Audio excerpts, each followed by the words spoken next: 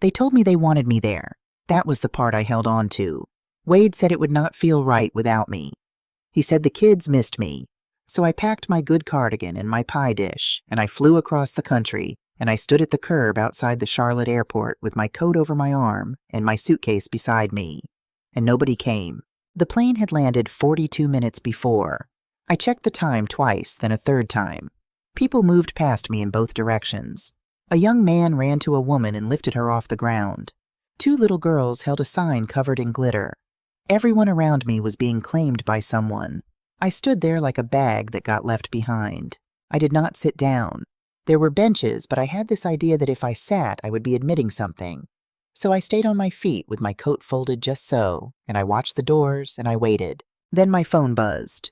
Not a call, not a text either. It was one of those little alerts from the app where my family posts their pictures. That is usually where I find out what they are doing a beat before anyone thinks to tell me. I opened it. There they were. All of them. Wade in the sweater I sent him last Christmas. Sandra beside him smiling wide. The children Tyler and Bryn leaning into the shot. Behind them a long table with candles and a turkey and a pie that I did not bake. Every one of them held up a glass. The caption said, "Full house, full hearts. Happy Thanksgiving from our family to yours." I looked at that picture for a long time. I looked at every chair. There were exactly enough. Not one empty seat left for a woman whose flight was supposed to be landing right about now. The dinner had already happened. A day early. Without me. I did not cry. I want you to know that. I stood there in the cold with my pie dish and my folded coat, and something in me went very quiet and very clear instead. Let me go back 3 days so you understand how I ended up on that curb. Wade called me on a Monday night. My son does not call much. He calls on a birthday or when something is broken or when there is a bill. So when his name came up on my phone that night, I felt my chest lift a little before I even answered. That is a hard thing to admit at my age, that the sound of your own child's name can still make you hopeful. His voice was warm, warmer than it had been in years. "Hey, Mom," he said.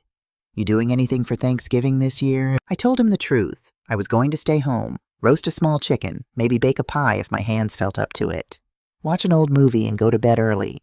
Nothing much I said. Just me. He was quiet for a second. Then he said the words that got me. "Well, he said the kids keep asking about you. We want you to come. It would not feel right without you here. It would not feel right without you here. You have to understand. I have been needed plenty. I have been called when someone needed a check or a ride or a place to leave the children for the weekend. But needed and wanted are 2 different things. It had been a long time since anyone made me feel wanted. So I said yes. I said I would find a flight. Wade did not offer to pay for it. He did not offer to book it. And I did not ask him to. I still had the envelope in my dresser, the one where I keep a little money set aside for emergencies. I decided this counted as one. This felt like the good kind.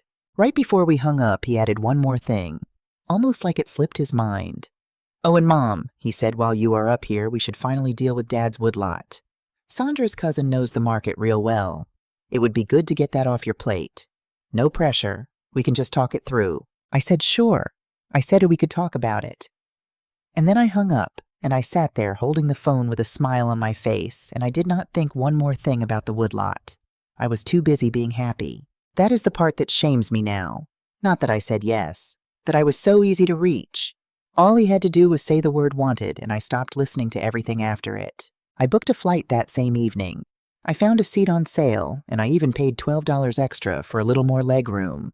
It felt like a small splurge, and I let myself have it. The next day I went shopping. I bought 2 books for the children. I bought a box of dark chocolates that Sandra used to like. And I bought something for myself, too. A new cardigan.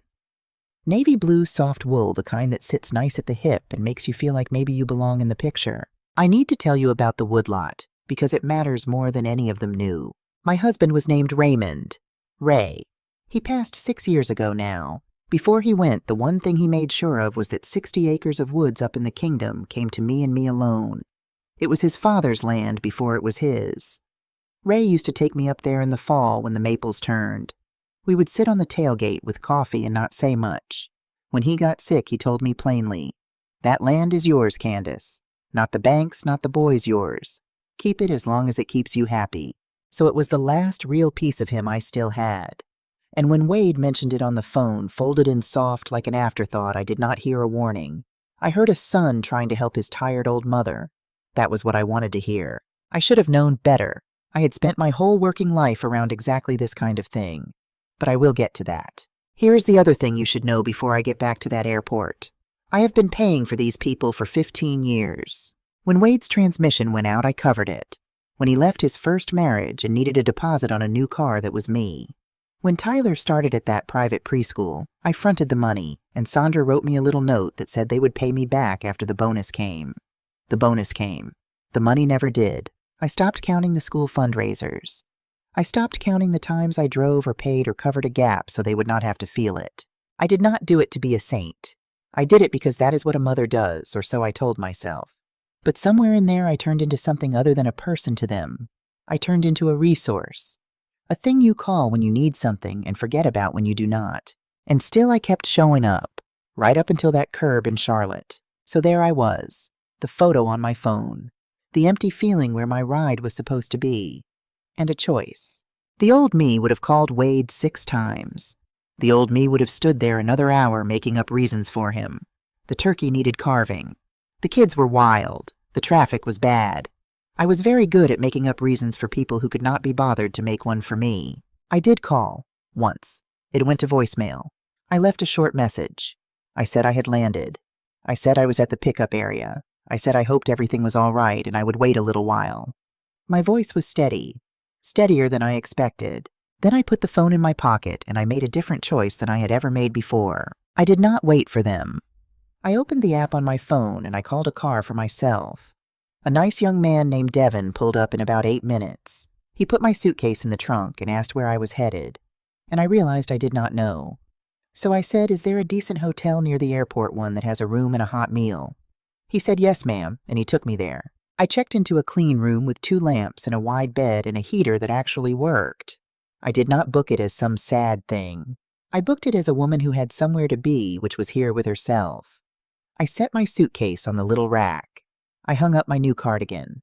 And then I went down to the restaurant off the lobby, and I sat in a booth by the window, and I ordered a slice of pie and a pot of tea. "Pumpkin," the waitress said.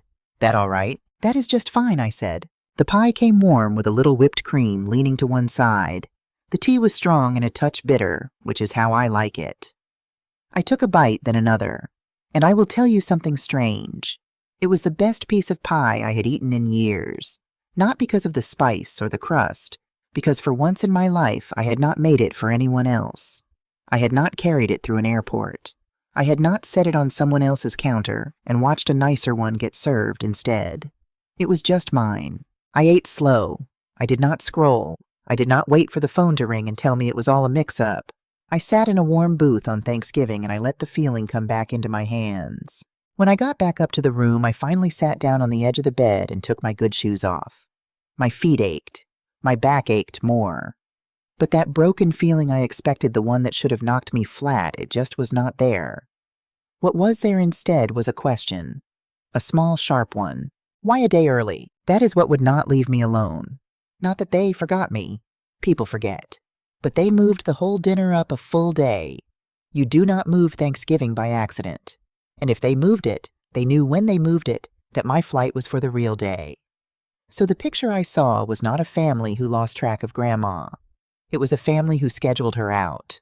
I pulled my phone back out. I was not sure what I was looking for. I went into my email mostly out of habit, the way you check a stove you already turned off. And that is where I found the first piece. There was a message from Sandra.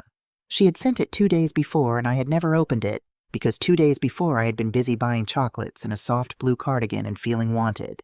The subject line said just some formalities for the weekend. I opened it. There was a short, friendly note. "Hi, Candace, so excited to see you. Wanted to send this over ahead of time so we are not doing paperwork over turkey. Wade will explain everything when you get here. Love you." Attached was a document. I opened that too. It was a purchase and sale agreement for Ray's woodlot, 60 acres in the kingdom. There was a buyer named a limited company I did not recognize. There was a price, and the price was low. Low enough that I felt it in my stomach. That land was worth a good deal more than the number on that page, and I knew it because I had looked into it once myself after Ray died. So that was the weekend. That was the whole warm invitation. They did not fly me across the country to hold my hand and pass me the potatoes. They flew me across the country to sit me down at a nice table, full and grateful and surrounded by grandchildren, and slide a pen across to me while my guard was down. I sat with that for a minute. I am not proud of the sounds a person makes when they finally understand a thing like that. But I made them quietly, and then I stopped, and then the clerk in me woke up. Because here is the thing I have not told you yet. Before I retired, I spent 31 years working at the probate court. Wills, estates, trusts, deeds, powers of attorney. I did not just file that paper. I read it. For 3 decades, I watched families walk in and tear each other apart over exactly this kind of document.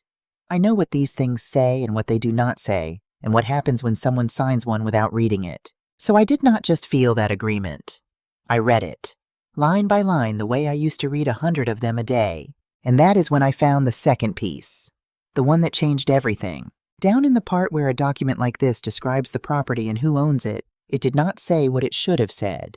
It should have said the land belonged to me, to Candace Dawson, sole owner, the way Ray set it up, the way it had been for 6 years.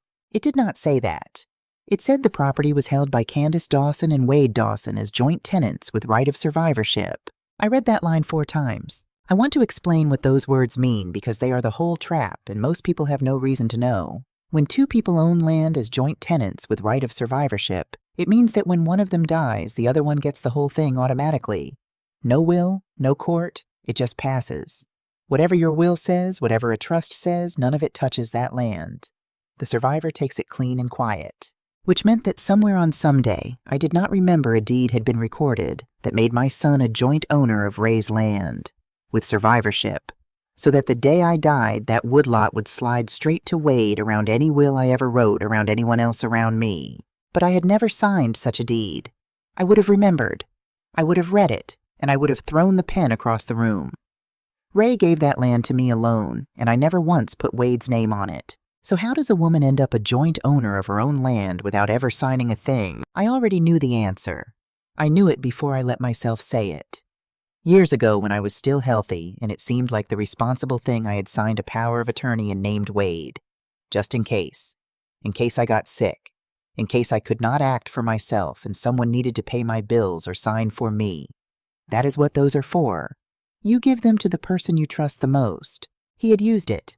He had taken the authority I gave him for a rainy day, and he had walked into a town office and recorded a deed that made himself a co-owner of my land with the right to swallow the whole thing when I am gone. And now I understood the shape of the whole thing. All of it. It clicked into place like a key. The deed was the back door, the quiet one. If I died first, and they were surely counting on the old lady to die first, the land was already his. Done. But they did not want to wait for me to die. They had a buyer lined up, and a price agreed, and a cousin ready to log it and cut it into lots. And to sell it now while I was still very much alive, they needed one more thing. They needed my signature, my real one, my living hand on that purchase and sale agreement. That was Thanksgiving. That was the reason for the warm phone call and the soft word wanted and the seat at the table. Not love, a signature. And when the timing slipped, when they moved the dinner up a day and my flight did not match, they did not scramble to fix it. They just let me stand at the curb because in the end I was not a guest. I was a document that showed up on the wrong date. I set the phone face down on the bed. I sat very still. I did not feel like crying anymore. That had passed on the curb. What I felt now was something I had not felt in a long, long time. I felt awake. Around 10 that night, the phone rang. It was Wade. I let it ring twice before I picked it up. I wanted to hear my own voice come out level, and I needed a second to be sure it would. "Mom," he said, and there was that syrup again, thick as ever. "Mom, thank goodness. Where are you? We have been worried sick. There was some mix-up. We thought your flight was tomorrow. We all thought it was Friday. Come to the house, okay? The kids really want to see you. Let me send Sandra to come get you." I closed my eyes and I listened to my son lie to me. Smoothly. Easily. The way you only can when you have had practice. And here is where the old me and the new me stood in the same room for a second. The old me wanted to say it. Wanted to tell him I saw the photo. I saw the empty math of that table. I opened the email. I read the deed. I know what you did. The old me wanted him to know how much it hurt because I thought if he understood the hurt, he might be sorry. But 31 years at that court taught me one thing above all others.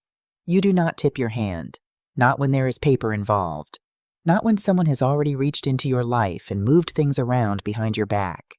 The moment you tell them what you know, you hand them time. Time to explain to cover to move faster to get ahead of you. So I did not tell him anything. Wade, I said I am fine. I have a room for the night and a good meal in me. There is no need to send anyone.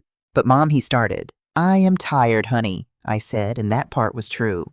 We can talk about all of it when I'm home. I am flying back in the morning. There was a pause on his end. A long one.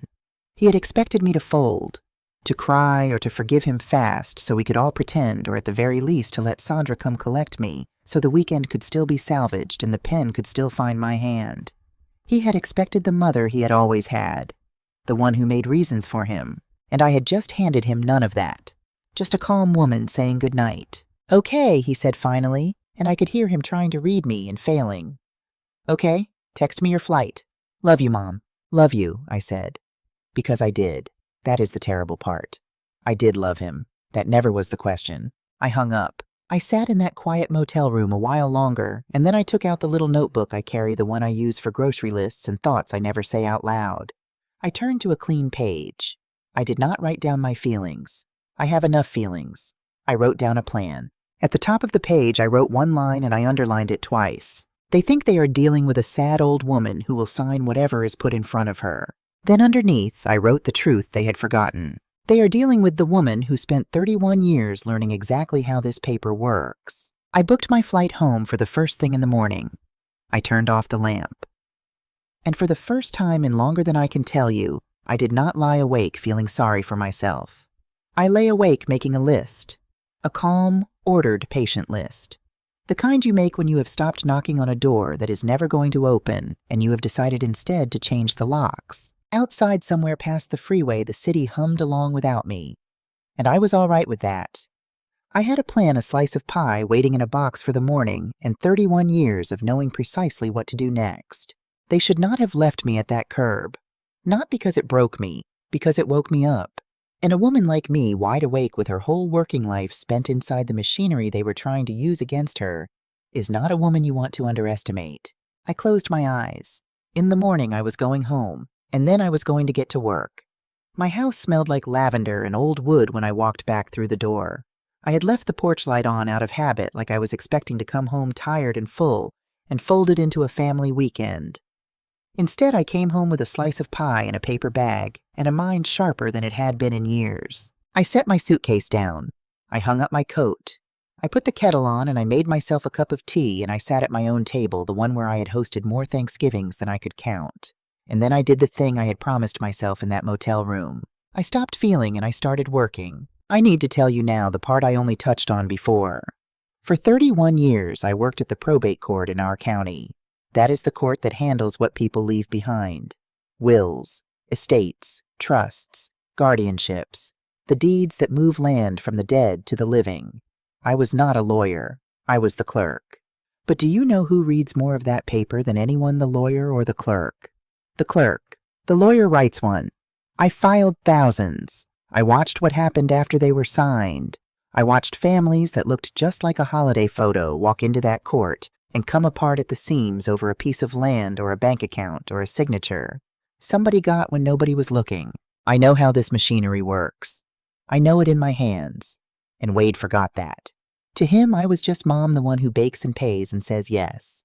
He forgot that Mom spent 3 decades learning exactly how a person quietly takes another person's property and exactly how you take it back. So the first thing I did the next morning was open the drawer by my refrigerator, the one with the folders. There is a folder in there for the important papers, the ones you hope you never need. And in it, right where I left it years ago, was my copy of the Power of Attorney. I made another cup of tea. I sat down, and I read it the way I used to read them at work, slow with a pen in my hand. Let me explain what a power of attorney is in plain words, because everything hinges on it. It is a document where you name a person and give them the right to act for you, to sign for you, to handle your money and your property if you cannot. You give it to the person you trust the most. I gave it to Wade years ago back when I was healthy because that is what the responsible thing looked like. in case I got sick, in case one day I could not sign my own name. But here is what most people do not know. A power of attorney does not give the other person the right to do everything. There are certain powers, the dangerous ones, that only count if you specifically check a box and put your initials next to them. The power to give your things away as gifts. The power to change who inherits your property when you die. The power to touch a trust. Under our state's law, those powers do not exist unless you spell them out and initial them yourself, on purpose, because those are the powers a person could use to rob you blind. I ran my finger down my document to those boxes. They were blank, every one of them. I never initialed a single one. I never gave Wade the power to make gifts. I never gave him the power to change who gets my property when I die. I never gave him the power to touch a trust or set up any kind of survivorship, which meant that when he recorded that deed and made himself a joint owner of Ray's land with the right to take it all when I die, he did something the paper in my hand never allowed him to do. He reached for a power I never gave him. He took my own authority, the authority I handed him to protect me, and he used it against me. In the language of that court where I worked, that is not a gray area. That is a man acting outside his authority. That is a breach of his duty. And a deed built on a power he never had is a deed that does not hold. I wrote that down in my notebook. Deed is bad. Then I got in my car. Our land records are kept right at the town office. That is how it works in Vermont, not some faraway county building. The town clerk a few miles down the road in an office with a wood stove and a coffee pot. Every deed, every mortgage, every piece of paper that touches property in that town is recorded there in big bound books, and anybody can walk in and look. Anybody, including a mother who wants to see what her son has been doing with her name. I asked the clerk to pull the records on the woodlot. She knew me. Everyone up here knows everyone. She set the book on the counter and I put on my glasses and I found it. There it was. A deed recorded 8 months earlier. It took my land, which had been mine alone, and it put it into joint ownership between me and Wade with the survivorship.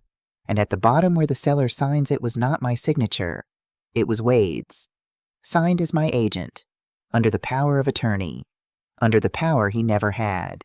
8 months. He had done this 8 months ago and sat on it. Came to Thanksgiving dinners. Called me on my birthday. Let me pay for Tyler's school. And the whole time my land already had his name on it waiting. While I had the book out, I asked her to pull anything else with my name on it. And that is when I found the second thing. There was a mortgage. A line of credit taken against my house.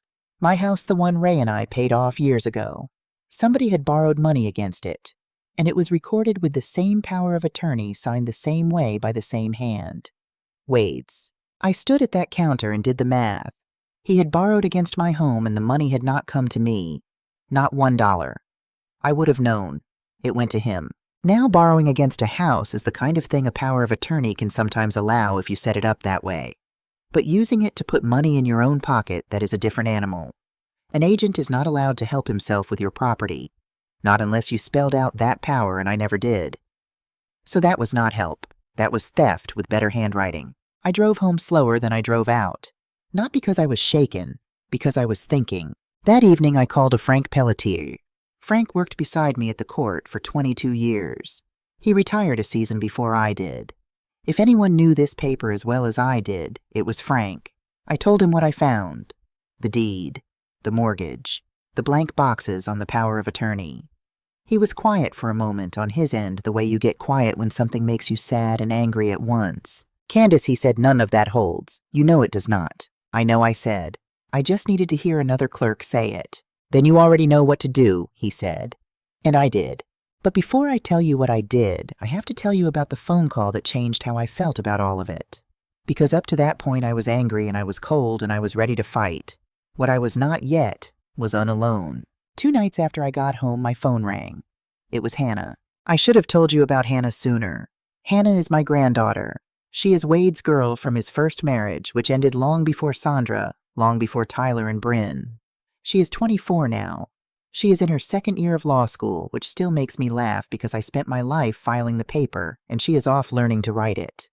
Of all of them, Hannah is the only one who ever called me just to talk, to tell me she passed an exam, to ask for my cornbread recipe, to say she loved me and mean it with nothing attached. She called that night, and her voice was careful. "Grandma," she said, I have to tell you something, and I do not know how you are going to take it." "Go ahead, sweetheart," I said. She took a breath. "About 8 months ago, Dad asked me to do something. He asked me to witness a document for him. He said it was just some paperwork for you, that you knew all about it. But he was strange about it. He would not really let me read it. And something felt wrong, Grandma, so I said no. I said I would not sign something I could not read. He got angry, and he dropped it. But I never forgot it. 8 months. The same 8 months. I felt the whole thing tighten another notch. There is more," she said. "Sandra's cousin, the one they keep calling a family friend who knows the market. Grandma, he is not just some real estate man. He develops land. He clears it and cuts it into building lots and sells them off. I heard them talking at a barbecue last summer. They were already talking about Grandpa's woods like it was theirs, about how many lots they could get out of it once they logged it. I closed my eyes and I saw Ray's maples, the ones we used to sit under on the tailgate, and I saw them cut into stakes and string into little numbered squares." Hannah was almost crying. "I should have told you sooner," she said. "I did not have proof. I did not want to start a war in the family over a feeling." "Honey," I said, and my own voice was steadier than hers, "you did not start anything. They did. 8 months ago. And you are the only one who said no. And that was the moment my fight got a partner, because Hannah did not just say she was sorry and hang up. She said, 'Tell me what you need.' She said, 'I am in law school. I can help. I can research. I can read every line with you.' And I realized I was not one old woman standing against them anymore. I was one old clerk and one young law student, and between the two of us, we knew that machinery from both ends. The next morning, I called a lawyer of my own, Gwen Holloway. I had known Gwen professionally for years. Sharp, plain-spoken, no games. I told her everything, and I sent her copies of all of it. And then over the next 3 weeks, we went to work. Every step of it my own decision, my hand on every choice. The first thing Gwen did was draft me a real estate trust and a new will. Now I know these words sound cold. Let me tell you what they actually did. We built a revocable living trust. Think of it as a strong box that I control completely while I am alive. I can put things in it, take things out, change my mind, all of it. But when I die, whatever is in that box goes exactly where I say. And no court, and no survivorship deed, and no clever son can touch it. And I named the person who gets it. I named Hannah. Everything. The house, the accounts, the land. All of it to the one grandchild who told the truth when it cost her. And I named her as the person who would run it after I was gone. The one I trusted to carry it out. I signed a new will underneath it, the kind that sweeps up anything I forgot and pours it into that same box. I left Wade nothing. I left Sandra nothing. I want to be honest with you, because I have thought about it a great deal. There are 2 small children in this Tyler and Bryn, and they never did a thing to me. For a long night I sat with whether it was fair to leave them out. And in the end I decided this. I was not going to hand another dime through Wade and Sandra's hands. Not after what those hands had done. If I left anything to those babies, it would flow through the very people who tried to rob me, and I could not protect it. So I did the one thing I could. I put it all with Hannah, and I told her plainly in a letter that if those children ever grow up to be honest people, she should look after them the way this family never looked after me. That is the best I could do. That is love finding the only door left open. The second thing I did was end Wade's power over me. I revoked the power of attorney. In writing. I signed it in front of a notary, and I did not stop there. Because here is a thing most people get wrong. Just tearing up your copy does nothing. Under our law, that power stays alive in the world until the person holding it actually knows it is gone, and until the banks and everyone else who trusted it know too. So I made copies. I sent one to Wade certified so there would be a record of the day he received it. And I sent one to every bank, every place that had a piece of my money or my property on file. From that day forward, if Wade ever tried to sign my name again, he would be signing with a dead pen, and everyone would know it. The third thing was the land. Now Gwen went after that deed directly to have it struck down and voided because it was built on a power Wade never had. That takes a little time, the way legal things do. But I was not going to sit and wait unprotected while it worked its way through. So I recorded a new deed myself, one that placed my interest in the woodlot into my trust. That did 2 things at once. It started filling my strong box with Ray's land, and it cut the cord on that survivorship so that even in the worst case, even if something happened to me tomorrow, that land could never slide quietly to Wade. It would land in the box. It would go to Hannah. The back door was nailed shut. The fourth thing was to make him answer for it. Gwen sent Wade a formal demand. Under the power of attorney law, a man who acts as your agent has to be able to show what he did with your things. Every dollar. So we demanded a full accounting. And I reported that mortgage on my house to the bank's fraud people because that is what it was. Fraud with my son's signature on it. There is one more thing I did, and it is the quietest, and I did not tell a single soul, not even Hannah, not even Frank. Before I signed any of it, I made an appointment with my doctor.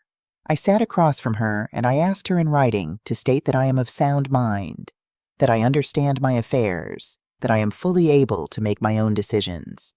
She looked at me a little funny, and then she did it, and she signed and dated it. And when I signed my revocation, I had a trusted friend sign as a witness that on that day I was clear-headed and acting of my own free will. Why would a woman do that, you might ask? Because I spent 31 years at that court. And in 31 years, I watched more than one grown child, when the money started slipping out of reach, walk into that very building and try to have a parent declared unfit, to take control back through the side door, to say she is old, she is confused, she does not know what she is doing, let me handle it for her. I had seen that move so many times I could smell it before it came. So I armed myself against it before anyone reached for it. I built a wall, and I told no one it was there. I just dated it, and I filed it away, and I waited. Everything I have told you took about 3 weeks. 3 quiet weeks of appointments and signatures and certified mail. And I will tell you I slept better in those 3 weeks than I had in years. Not because I was happy, because I was doing something instead of swallowing something. And then the phone started ringing again. It started the day the bank got my revocation. I could almost trace the alarm going through them like a current. First Wade called. I did not pick up. Then a text. Mom, what is this from the bank? Call me. Then another. Mom, we need to talk, something is wrong with your accounts. Wrong. As if I were the one who had done something wrong. I let them sit. I had learned the value of silence. Silence unnerves the people who are used to your noise, your yes, your explaining. When you go quiet, they do not know what you know, and it eats them. 4 days later, there was a knock at my door. It was late afternoon. I was folding towels at the table, still warm from the dryer. I was not expecting anyone. And when I opened the door, there stood Sandra. She had flown up, all the way from Charlotte to Vermont in November on no notice. You do not do that for a misunderstanding. You do that when something you were counting on is slipping through your fingers. Her hair was perfect. Too perfect for a woman who just got off a plane and drove up into the hills. She had that look on her face I knew so well, the one that is part concern and part performance. The one she wore at every dinner where she checked her phone more than she looked at me. Candace, she said, soft and sweet, can we talk? I stepped aside and let her in. She glanced around my living room like she half expected to find me sitting in the dark and confused. She sat when I sat. She folded her hands in her lap. I know you are upset, she started, and her voice was already smooth. And I just want to say this whole thing has been one big misunderstanding. The airport, all of it. Wade thought your flight was Friday. We would never hurt you on purpose. I said nothing. I let her fill the quiet because people like Sandra cannot stand a quiet room. They rush to paper over it. The kids miss you so much, she went on. Wade is beside himself. And now there is all this confusion with the bank and your accounts. And we are just worried, Candace. We think maybe someone has gotten in your ear. We only want to make things right. I let her finish. Then I looked at her, and I asked one simple question. Sandra, I said, how is your cousin's development coming along? She blinked. For just a second, the smooth face cracked, and I saw the person underneath it, the one doing the fast math behind the eyes. I do not know what you mean, she said. I think you do, I said. And I laid it down one piece at a time, calm as you please. I told her I had read the purchase and sale agreement. The one she emailed me herself 2 days before I flew out and labeled just some formalities. I told her I had read the price and that I knew what my land was worth and that the two were not close. I told her I had gone to the town office and pulled the deed Wade recorded 8 months ago, the one that put his name on Ray's land with my own power of attorney, a power that never gave him the right to do it. I told her I had found the mortgage on my house, the money that went to Wade and never came to me. And I told her I knew about the developer and the logging and the lots. With every piece, she got a little smaller in that chair. And then I said the part that ended it. It is already done, Sandra. All of it. The power of attorney is revoked, and the banks have it in writing. My land and my house are in a trust now, and neither you nor Wade is anywhere in it. The deed he recorded is being torn down in front of a court, and there is a demand out for Wade to account dollar by dollar for everything he touched. So whatever you flew up here to fix it is already sealed. There is nothing left in this house for you to collect.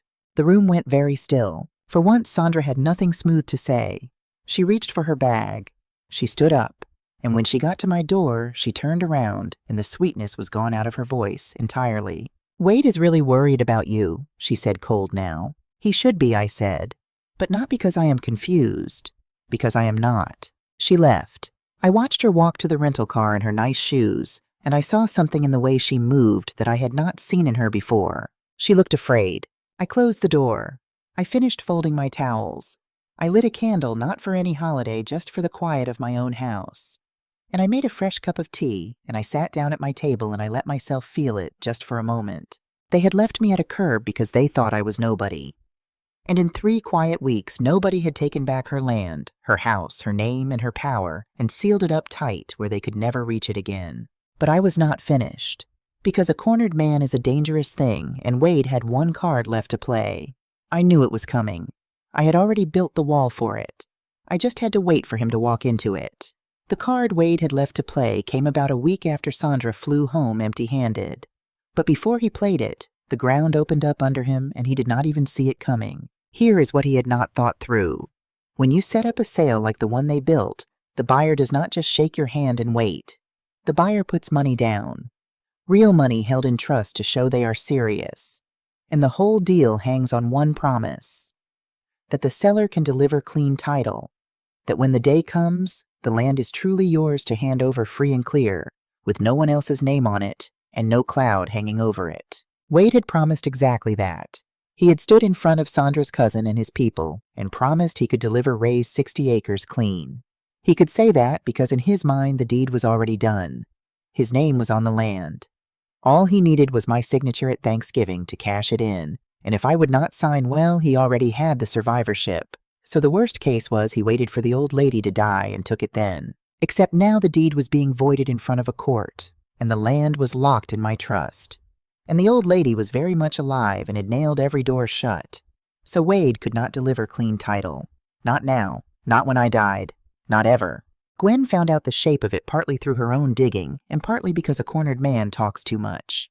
There was a deadline in that deal. There was earnest money already paid.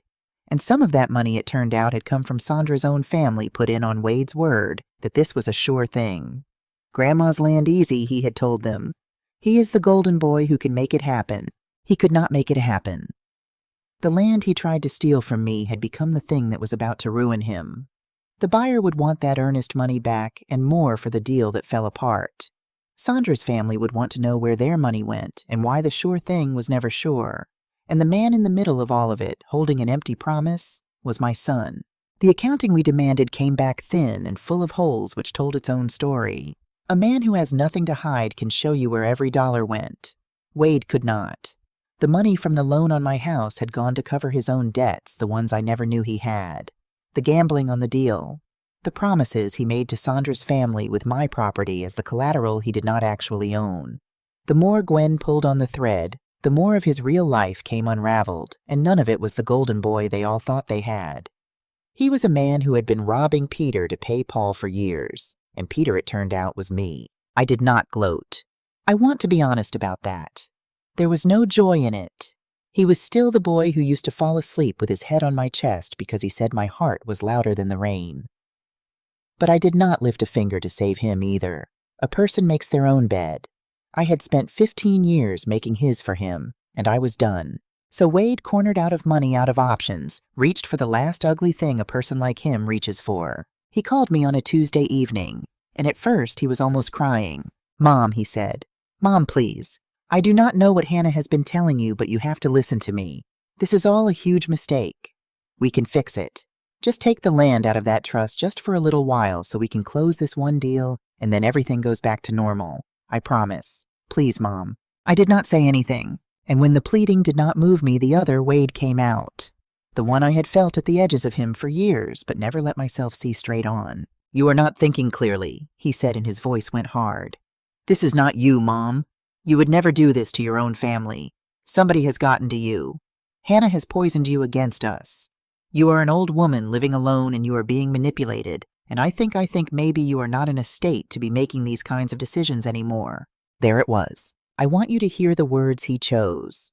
Not in a state to be making these decisions, because those are not random words. Those are the words that come right before a man walks into a courtroom and asks a judge to take control away from his mother, to have her declared unable to manage her own life, to put himself back in charge of everything, the accounts, the house, the land, all of it in the name of protecting the poor, confused old thing. I have a friend he went on softer now, almost gentle, like he was doing me a kindness, a lawyer friend. And he says that with everything going on with you all alone up there and making these sudden changes, we might need to look into a guardianship. For your own good, Mom, so nobody can take advantage of you, so nobody can take advantage of me. My son said that to me, the one who had already taken advantage of me 8 months before I ever knew it. And here is where I need to bring you back to something I did in the quiet 3 weeks earlier and told no one about. Do you remember the letter from my doctor? The one I asked her to sign, the one that stated in plain words that I am of sound mind and fully able to handle my own affairs. Do you remember the witness on my revocation who signed that on that day I was clear-headed and acting of my own free will? Do you remember that I dated all of it and filed it away and did not tell a soul it existed? Not Hannah, not Frank, not Gwen, until the day I needed her. I did that because I spent 31 years watching this exact moment come for other families. I had seen more grown children than I could count reach for guardianship the second the money slipped out of their hands. It is the oldest move there is, and I knew the day I took back my land that Wade would reach for it too. So I built the wall before he ever swung at it. So when my son sat there on the phone and told me gently that maybe I was not fit to run my own life, I did not panic. I did not get flustered. I let him finish. And then I said the calmest words of my whole life. "Wade," I said, "go ahead and call your lawyer friend. Tell him to file it." He went quiet. "Tell him to file for guardianship," I said. "And when he does, the court is going to ask for evidence that I am not competent. And do you know what they are going to find instead? They are going to find a letter from my doctor dated 3 weeks ago, stating that I am of perfectly sound mind. They are going to find a witnessed statement that I revoked your power freely and knowingly. They are going to find a woman who worked in that very courthouse for 31 years and knows more about how a guardianship works than your lawyer friend does. So please, file it. I would like to see you try." I could hear his breathing change. It is a strange thing to hear a grown man understand in real time that he has already lost, that every door he thought he might still slip through was locked before he got to it, that his mother had walked the whole path ahead of him and pulled every card out of his hand before he ever laid one down. "You planned this," he said. It came out almost like a whisper. "No, Wade," I said. "You planned this 8 months ago at a town office with my name in a pen. I just read what you left behind." And that was the moment it truly ended over the phone, not with shouting, with the quiet of a man who has run out of road. But it did not end there, because 3 days later he came to me in person. I was at the counter making soup when I heard the car in the drive. I looked out and I knew that rental before he even got out of it. Same kind Sandra had driven up in. He had flown all the way from Charlotte, same as she had, and I understood then that the whole family had learned nothing except how to buy plane tickets when the money was on fire. I opened the door before he could knock. I did not invite him in. I stood in the doorway with the cold coming in around me, and I let him stand on my porch in the place where I had once stood at a curb waiting for him. He looked terrible, thinner, his eyes were red, and for one long second before he said a word I saw my boy in there, the one who fell asleep on my chest, the one I taught to tie his shoes with 2 loops because it made more sense to him. That boy was still somewhere behind that tired, frightened face, and it took everything I had not to reach for him. "Mom," he said, "can I come in? Please, let us just talk. Family to family. Family to family." He said it like it was a key that had always worked before. "You can say what you came to say right here," I told him. So he tried it all, one after another. First the guilt. "After everything I did for you," he said, "after all the years you would do this to me, to my kids." I let him say it. And then I reminded him gently that everything he did for me was a list I could count on one hand, and everything I did for him filled 4 pages in a notebook, and he had never once paid a single line of it back. Then came the anger. He said Hannah had turned me against my real family. He said I was throwing away my own blood for a girl who was only being nice to get the inheritance. And I told him the truth, which is that Hannah refused the money before she knew there was any money, that she said no to him 8 months ago, when saying yes would have been easier, and that a person who tells the truth when it costs her is worth more than a whole family who lies when it pays. And then when the guilt and the anger both bounced off me, he reached for the last one, the oldest one. "We are still family, Mom," he said, and his voice broke on it. "Whatever happened, we are still family." That has to mean something. I looked at my son standing on my porch, and I gave him the truest answer I have ever given anyone. "No, Wade," I said. "We are not. I was your family. I was your family every single day of your life, whether you noticed me or not. But you stopped being mine a long time ago. You just kept coming around because I was useful, and I kept letting you because I could not tell the difference between being needed and being loved. Well, I can tell the difference now. And today I am just going to stop pretending I cannot." He did not have anything to say to that. There was nothing left to say. He stood there another moment, and then he walked back to that rental car, and he drove away down the hill through the first of the snow. I closed the door. My hands were not even shaking. I finished making my soup. That was the last time I ever saw him. I was not going to leave the paperwork half-finished either, because a threat can always come back. A voided deed can be argued over for years if you let it hang. I did not want to spend the rest of my life looking over my shoulder. I wanted it done clean, sealed forever. So Gwen offered Wade a door, the only one left. She laid it out for him plainly. On one side, he could keep fighting. And if he did, we would push the fraud report on my house all the way through. We would push the court to void his deed as far as it would go. We would demand the full accounting every dollar he ever touched under my power laid out for a judge to see. And whatever that revealed, it would follow him. On the other side, there was a simpler path. He could sign one piece of paper, a corrective deed. A quitclaim, it is called. In plain words, it is a document where a person says, "I give up any claim I ever had to this land, whatever claim that was. I let it go completely and forever." If Wade signed it, the cloud over Ray's land would lift in an instant. Clean title back to me, no years of fighting. And in exchange, we would not chase him into the ground on the rest. He would still have to answer to the buyer and to Sandra's family for the mess he made. That was his own bed. But the criminal side, the part that could put a real stain on him, we would let it rest. It took him 4 days to swallow it. 4 days of calls between the lawyers. And then Wade signed the quitclaim. I want you to sit with the shape of that for a second. They flew me across the country to get my signature on a piece of paper that would take Ray's land away from me. And in the end, it was Wade's signature on a piece of paper that gave it back. His hand, his pen. The exact thing they wanted from me turned all the way around and pointed the other way. When Gwen called to tell me it was recorded that the land was mine again, mine alone, clean and whole, I sat down at my table and I did cry then. Just a little, not out of sadness, out of something closer to peace. The land was mine. Ray's maples were mine, and no one was ever going to cut them into little numbered squares. The day after Gwen called, I drove up to the kingdom by myself to see it. I had not been up there in over a year. The road in was rough, and the last stretch I had to walk, but I went slow and I made it the way I always do.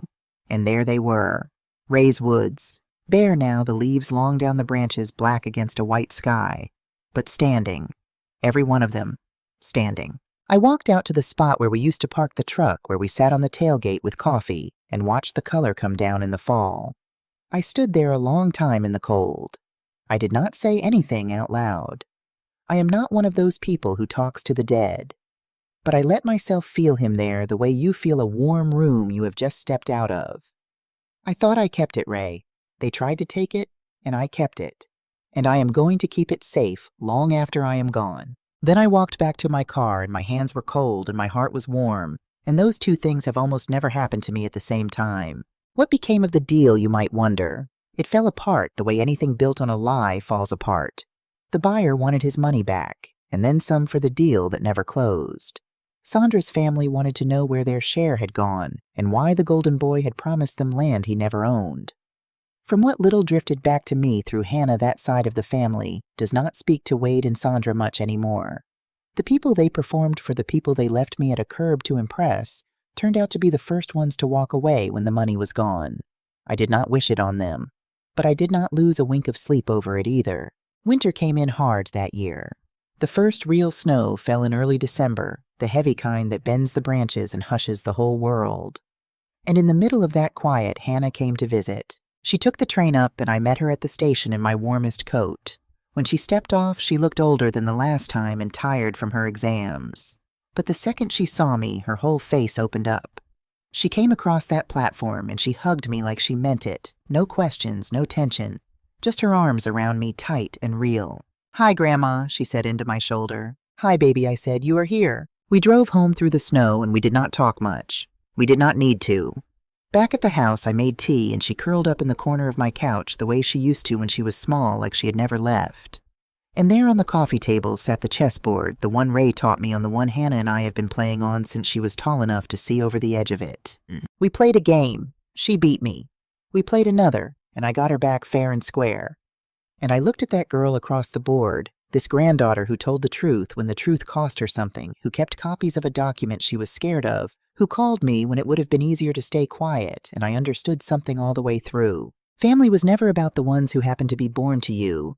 It was about the ones who choose you, who show up, who see you when it is not convenient to see you. Hannah chose me long before there was ever anything to gain.